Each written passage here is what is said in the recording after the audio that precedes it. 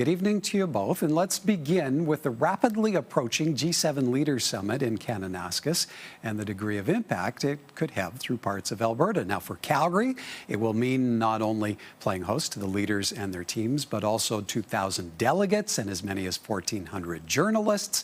And that will require security with officers coming from Edmonton, Vancouver, the RCMP and the Armed Forces all providing support to Calgary Police as well. A live feed of demonstration zones in Victoria Park and at City Hall will also be transmitted to the summit so leaders can see what's happening. I think Calgarians can expect an increase in obviously traffic flow. There's going to be some movements with motorcades, a lot of guests, dignitaries traveling from the city out to the actual summit itself. So you'll see an increased police presence around. You see an increase in visitors, dignitaries. Organizers say the Calgary airport and downtown will be very busy from June 15th to 17th, necessitating temporary road closures and detours.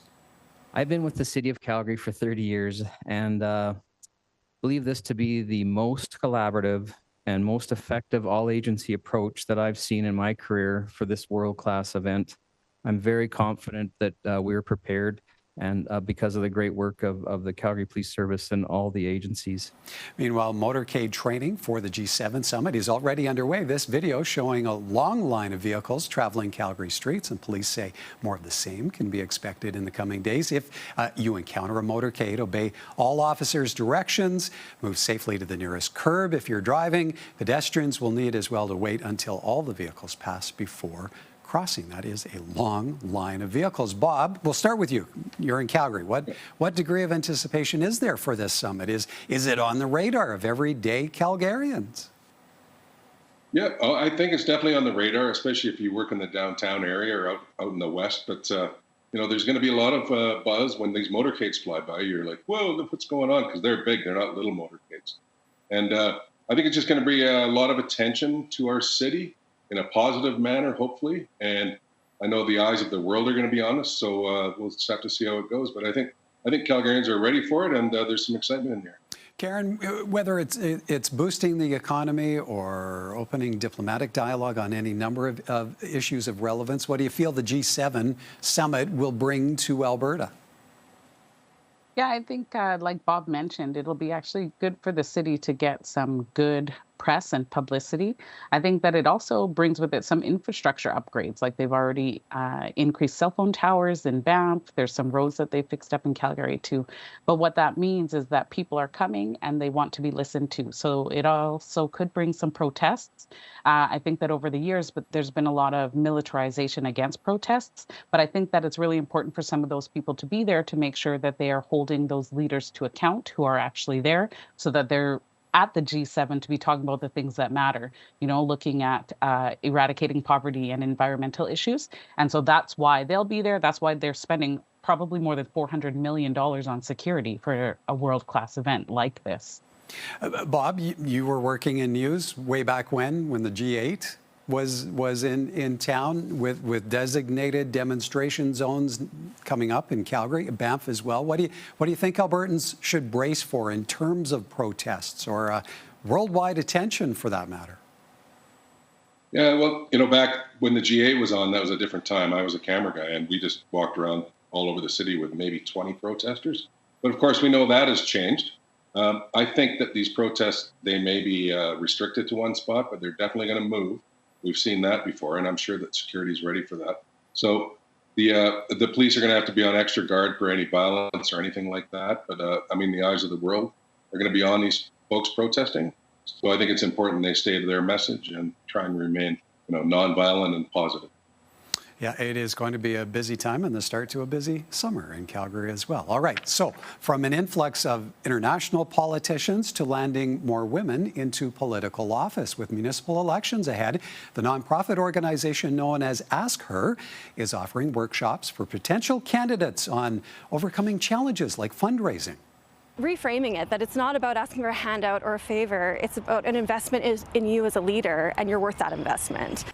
A former federal candidate and campaign strategy expert has this advice on team building.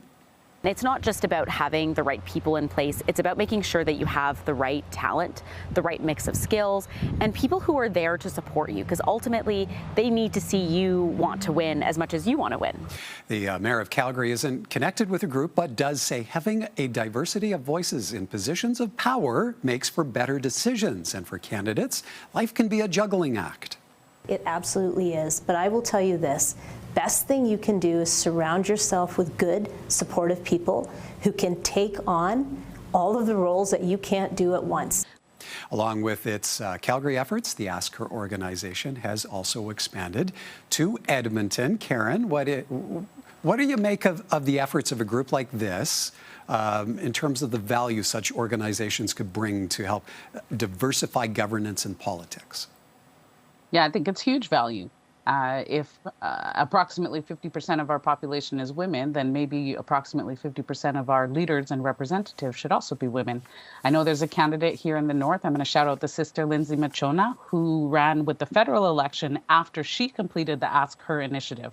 And so we need representation. It matters and it's important because traditionally women have been set to like traditional gender roles in the home. But I think those are actually also the skills that help them to be leaders. So let us bring more women into positions like this. Let's use an initiative like Ask Her to bring people to the forefront. So I think this is great value. I'm so happy for it. Bob, how much more effective are our different levels of government when they reflect the communities they serve? Well, I think it's important that people see themselves, or at least a representation of their community, in leadership positions, and we've really seen that come a long ways from back in the old days. I think the further it goes, and the more women that go into these leadership roles and lead by example, I think it's just going to make our world and city just a better place to be. Karen, I don't know if you have any intentions on running for politics at some point in the future, but what do you think would make a run for politics more appealing for female candidates? What needs to change? Yeah, it's a great question because I think gender-based violence has never ended. So I don't think that many women actually feel safe running for political office. So I think that until that changes or evolves where people don't feel that same fear and are able to use their feminine energy, which is also very important in leadership. So I think often women are made to feel they have to be kind of a pit bull in a skirt, like match masculine energy in order to be seen as successful. But I think that once we start to value and see the importance of feminine energy in leadership, yeah, maybe I'll run. Our understanding of how dinosaurs looked and behaved is undergoing something of a makeover thanks to a grad student at the University of Alberta. Henry Sharp was looking closely at skull samples of an Edmontosaurus when something caught his eye in the area of the bony triangle that until now scientists thought was the base of a horn or spike. To Sharp, though, there were signs of muscles. When we looked at the ones on the cheekbone and the ones on the lower jaw, the fibers from each were pointing at each other, which was just crazy evidence. Like, you almost never get stuff like that. It actually helps complete the picture of the musculature in this dinosaur's jaw. Now, it means many dinosaurs likely had big, fleshy cheeks for chewing, a departure from long-held assumptions that any structure in a dinosaur would also appear in reptiles or birds, their closest modern relatives, but they don't have ligaments like this. So we've provided an example of the traditional way of doing it maybe not being so accurate, and we need to be a little bit more creative. Sharp and his team have gone on to find signs of these cheeky muscles in most every dinosaur. Karen, what do you make of the addition of chubby cheeks to help complete the picture? Time for a makeover of the mental image we all have of dinosaurs. Yeah, absolutely. And it's not the first time this happened. Like, I think about any 7-year-old boy knows that Triceratops means 3-horned face. But maybe it's actually 3 cheeks, which is sounds kind of crazy. But I remember when they started saying that feathers were on velociraptors. So I think back to like Jurassic Park. Are they going to redo it? So now the dinosaurs have feathers. What's really important here, I think, is the curiosity and creativity of people who are doing this kind of work and people who are really doing any kind of studies. I love so much just to realize we can always keep learning and changing. That's why science is awesome. Bob, maybe on that point, what does this discovery say about the power of inquisitive minds, not to mention the quality of grad students we're turning out here in this province? Yeah, I'll agree with what Karen said. It's great to push boundaries. Don't just accept what you've been told, and just try and push the envelope a little bit. I think it's amazing that they can find these things, and these grad students are in a crowded room trying to stand out. So I think it's great. Like, you could see the excitement on that grad student. He was like excited about something that most of us would find really nerdy, but I think it's pretty cool to see that maybe these dinosaurs did have chubby cheeks. And Karen, something to celebrate where our post-secondary system in Alberta is concerned?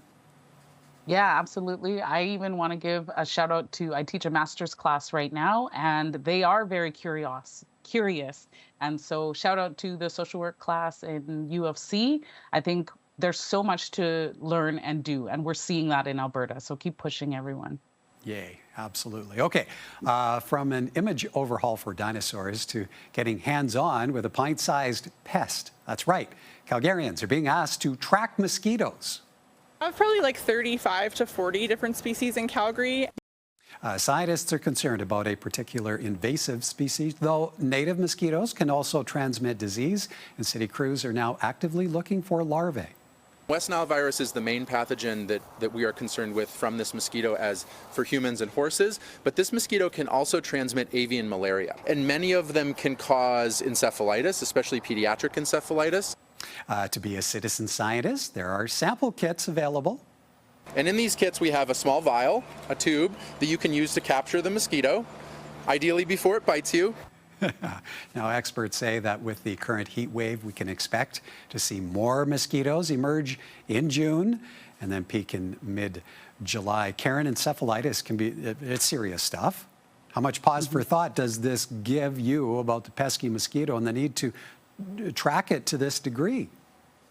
Yeah, I think it is actually a big deal when you think about mosquitoes cause more human suffering than any other organism. There's over 1 million people that die from mosquito-borne diseases each year. And I think a lot of those are in third world countries, or what would be considered third world countries. So really, it is something that we have to be serious about, especially now if this is what's coming to Canada. Here in Canada, though, the mosquitoes are huge compared to like in Africa and Ghana, where my family is from. But those ones have proved to be much more dangerous. So now it's maybe something we need to watch out for. You're talking about the little ones or the big ones? Well, all of them, all of them. Okay, well, with that in mind, Bob, what would it take for you to play the role of citizen scientist, maybe chase around mosquitoes with such tiny little vials? I could be convinced, Michael. I think this would be fun. I would maybe want a shirt that said, I caught a bunch of mosquitoes for the University of Calgary to further scientific research, or something like that. Some kind of a fun shirt would be great.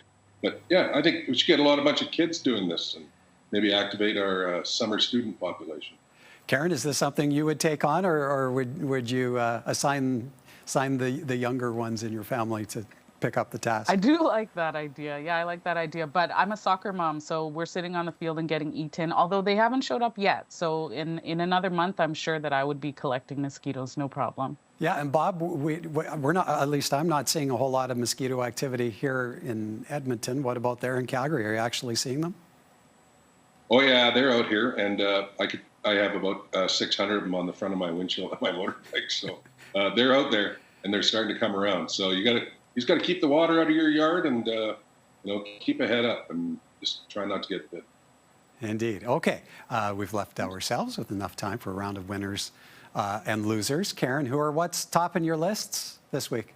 Yeah, mine's a winner-loser. So Loblaw's class action lawsuit rearing its ugly head again. There's a settlement now for $500 million, which is great. People might get some money, but really we're all still losers because we were bread price fixed, and those prices are really never going down for all groceries. So, all right, Bob, you have a full minute. This is great. What's your winner? What's your loser? I have a sports and a food analogy. So the sports is the winners are the Oilers, Edmonton, and Canada, because I hope they go elbows up and bring the cup home. And losers is going to be the taco, which I love, but now it's a joke in reference to President Trump, because Trump always chickens out. I don't know if you saw that or not, but sorry. Okay. I don't think What does the taco stand for again? They were saying Trump always chickens out, so it was a reference to his pulling back on the tariffs. I saw it on some real networks. So, but I don't think it should be using the taco. I mean, I love the taco. It's an amazing food. It represents a culture, and now it's being attributed to that idiot. So, okay, all right. Maybe on that is that note. too harsh? Right. On that note, we'll call it a day. Thank you both. Good to see you. Hope you have an awesome weekend. Thanks. Take care.